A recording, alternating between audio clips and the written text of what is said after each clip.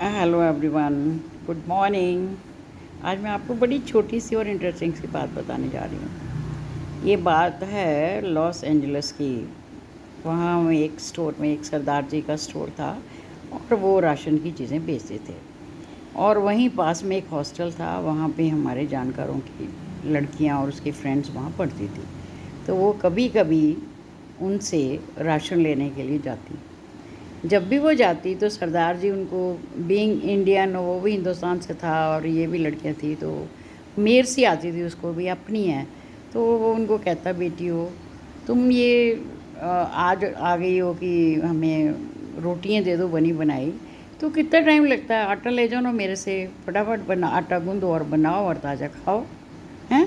क्यों तुम लोग पैसे कब बर्बाद करती हो? क्यों नहीं तुम कुछ सोचती कि तुम हिंदुस्तान से आई हुई हो, माँ बाप का कम पैसा खर्चें, इतना महंगी है चपाती लेती हो, बेटा आटा मिलता है, बनाओ और खाओ। हुँ? तो दूसरी बात क्या होती थी कि वो उनके पास जाने से पहले हम लड़कियों में, वो बताती है कि झगड़ा होता, भाई कौन जाएगा, वो पहले तो उनका लेक्चर सुनना पड़ता है, बाद में वो राशन देते हैं। तो एक दिन जो मेरी जानकार लड़की थी वो वहाँ गई, तो उसने यही चपाती मांगी, तो उसने कहा कि बेटा आटा मिलता है मेरे पास है, ले जाओ और आटा गूंदो और ताज़ी ताज़ी बना के खाओ। हैं? क्यों तुम पैसे बर्बाद करती हो? उन्हें अच्छा ठीक है, आज तो दे दो, आगे से हम रोटियां बना करके अपने आप आटा ही लेके जाएंगे तुमसे। फिर जब मैं कहती रोटियां पैक करवा ली, मैंने फिर उनसे कहा कि मेरे को थोड़ी सी ना वड़े और सांभर चाहिए।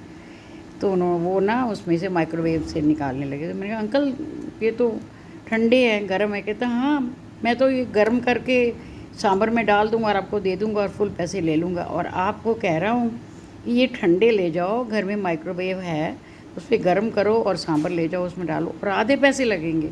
But you people don't understand. हैं? और तो और मैं सोचता हूँ इसका सब पाउडर मिलता है, मेरे से लेके जाओ, बनाओ, ताज़ा बनाओ, खाओ। ये पता नहीं कब का पाउडर बना हुआ है, कब का है। तो तुम लोगों को कुछ बोलता हूँ, तुम लोग समझते नहीं हो। हुँ? इसमें मेरा तो कोई इंटरेस्ट नहीं है बेटा, क्योंकि आप भी हिंदुस्तान से हो, मैं भी हिंदुस्तान से हूँ। तो मैं सोचता हूँ कि जो कुछ भी अच्छा मैं तुम्हें बता सकता हूँ मुझे बताना चाहिए।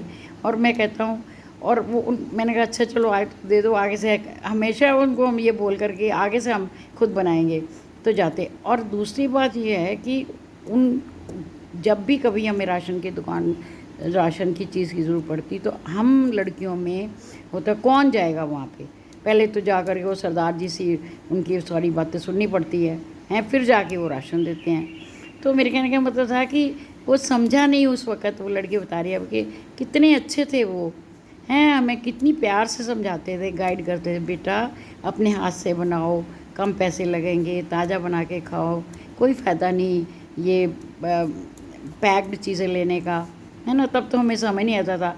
अब जब हम परिवार वाले हो गए हैं, हम बच्चे हो गए हैं, अब हम उनको मना करते हैं, अब ये पैक्ड नहीं खाओ, अब जंक फूड नहीं खाओ, मैं ताज़ा बना के देती हूँ, ताज़ा खाओ। है तो देखो कितना टाइम वो उस वक़्त हमको बताते थे और हम उनका मजाक उड़ाते थे।